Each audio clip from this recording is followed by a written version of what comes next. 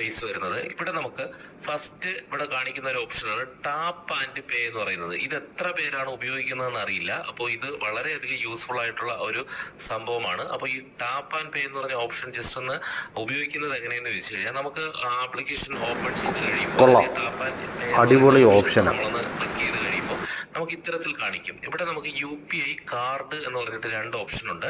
അപ്പൊ നമുക്ക് ഈ UPI എന്ന് പറയുന്നത് നമുക്ക് ഏതെങ്കിലും പെട്രോൾ പമ്പിലൊക്കെ പോയിട്ട് ഈ ടാപ്പ് ആൻഡ് പേ നിങ്ങളൊന്ന് ഉപയോഗിച്ച് നോക്കിയിട്ട് അഭിപ്രായം പറ. ഒരു സിമ്പിളുള്ള ഏതെങ്കിലും മെഷീൻ ഉണ്ടെങ്കിൽ, അതായത് നമ്മൾ ഏതെങ്കിലും സൂപ്പർ മാർക്കറ്റിലോ ഏതെങ്കിലും പെട്രോൾ പമ്പിലോ ഒക്കെ പോകുമ്പോൾ അവിടെയുള്ള സ്വൈപ്പിംഗ് ചെയ്യുന്ന മെഷീനിൽ ഇങ്ങനെ ഒരു സംഭവം ഉണ്ടെങ്കിൽ നമുക്ക് ആ പേയ്മെന്റ് നമ്മൾ ടൈപ്പ് ചെയ്തതിന് ശേഷം നമ്മൾ ഇവിടെ ഇപ്പോൾ 1 രൂപ എന്ന് ടൈപ്പ് ചെയ്തു, അല്ലെങ്കിൽ 100 രൂപ എന്ന് ടൈപ്പ് ചെയ്തതിന് ശേഷം ഇവിടെ ജസ്റ്റ് ഇതുപോലെ ആ മെഷീന്റെ അടുത്ത് നമ്മുടെ ഫോൺ ഒന്ന് ചേർത്ത് പിടിച്ചാൽ മാത്രം മതി.